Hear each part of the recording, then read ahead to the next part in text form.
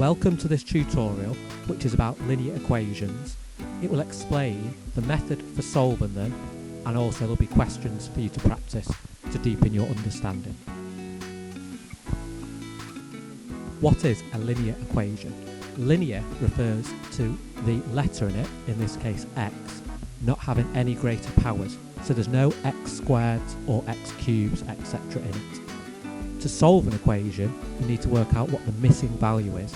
So to solve this equation, we need to figure out what the number is that x is standing for. When working through linear equations, there are two key steps we need to remember. The first one is balancing, and what that means is whatever you do to one side of the equation, you have to do the same to the other side. The other step is inverse. This will become clearer as we do some examples, but the inverse means you do the opposite calculation. So balancing and inverse are the steps we need to remember. To start off solving 2x equals 12, we can either just use our times tables, where we think of it as 2 times what equals 12, and that would be 2 times 6 equals 12. But we're actually going to have a look at the formal method, so that when the questions get more complex, we still understand and can solve them. So, the number in front of x is 2. That's telling us to times by 2.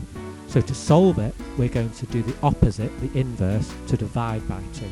So we have to remember to divide by 2 on both sides. 12 divided by 2 equals 6. 2x divided by 2.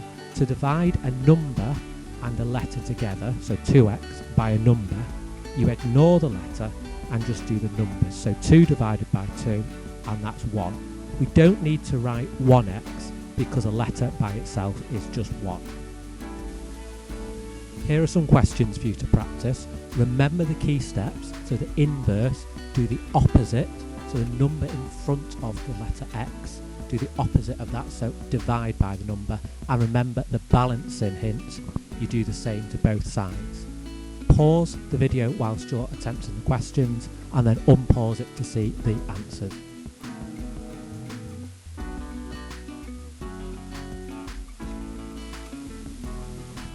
Hopefully we got the answer for the first question. 4x equals 20, x equals 5.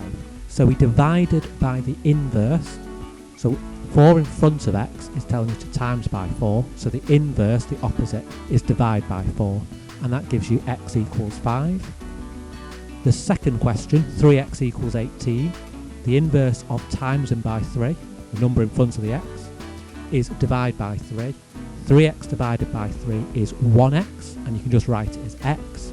18 divided by 3 is 6. The last question, 2x equals 14, the number in front of x is 2, that's telling us to times by 2, so to find what 1x is, we do the inverse, divide by 2. Remember to divide both sides by 2, and we end up with x equals 7.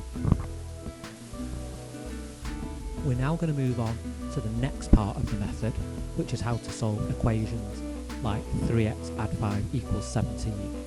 This requires an extra step. The key thing we need to focus on here is gathering the letters on one side and the numbers on the other side. How do we gather the numbers on one side and the letters on the other? So the plus 5 is on the wrong side at the minute because we've got the 17 on the other side and we want all the numbers on one side. So we do the inverse of add 5. So the opposite, the inverse of plus 5, is minus 5. Now if we do that to the left hand side, 3x add 5 minus 5, well add 5 minus 5 gives you 0, so we just have the 3x left. And on the right hand side, 17 take away 5 equals 12. And now we've got an equation like we've done before, 3x equals 12. How do we solve 3x equals 12? Exactly like before. So the number in front of x is telling us to times by 3. So we do the inverse, remembering to do the inverse to both sides. So divide both sides by 3, and we end up with 1x equals 4, which is the answer to our question. If you're feeling happy with these extra steps, there's 3 more questions for you to have a go at. Remember, you're trying to get the numbers on one side, the letters on the other, and you do that by doing the same to both sides and doing the inverse. Pause the video whilst you're having a go and then unpause it to see the method and solutions.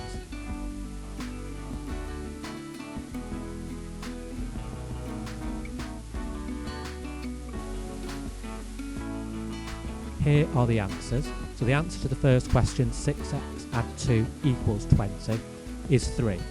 How did we get there? First of all, we had to move the plus 2. The inverse, the opposite of add 2, is minus 2.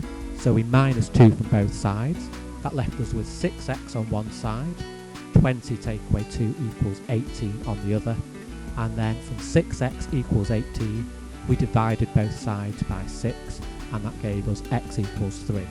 To check whether your answer's right, you can put it back into the original question. 6 times 3 is 18, 18 add 2 equals 20, so we are indeed right. The next question, 4x add 3 equals 15. We have to move the plus 3 first of all. We do the inverse, so we minus 3 from both sides. That just leaves us with 4x equals 12, and then we can solve that like we've done before. Divide by the inverse of the number in front of the x, so it's telling us to times by 4, so we do the inverse, divide by 4. That gives us x equals 3. And again, if you check that in the original question, 4 times x, 4 times 3 is 12, 12 add 3 equals 15. The final question, 2x add 5 equals 21. We had to move the 5 first of all, so we do the inverse, take away 5. That gives us 2x equals 16, because 21 take away 5 equals 16. And then we do the inverse, so we divide by 2 on both sides, and that gives us x equals 8. And if we do a quick check, 2 times 8 is 16, 16 add 5 equals 21, so we know we've got the answer right.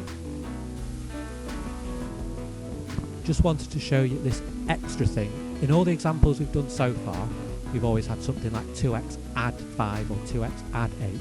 If you have 2x minus 5, for example, then the inverse of minus 5 is plus 5. So you can deal with a minus exactly as you can with a plus.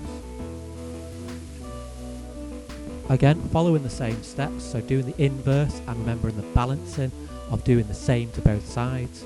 The inverse of minus 5 is plus 5, so we end up with 2x on one side. 3 add 5 is 8, and then we divide both sides by 2, and that gives us x equals 4. So it's exactly the same steps. We did the inverse of minus 5, which is plus 5. Hopefully you're feeling confident by now, so there's 2 more questions to have a go at. Remember the key steps that we've learnt so far.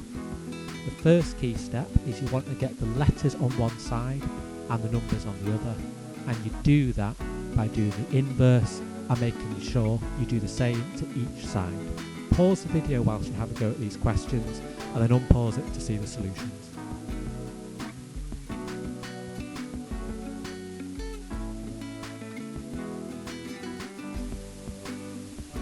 Here are the answers and how you got there. So first of all, 3x minus 2 equals 10. We did the inverse of minus 2, which is plus 2, and that gives us 3x equals 12. Now we've got the letters on one side and the numbers on the other. We can divide both sides by 3, and that gives us x equals 4.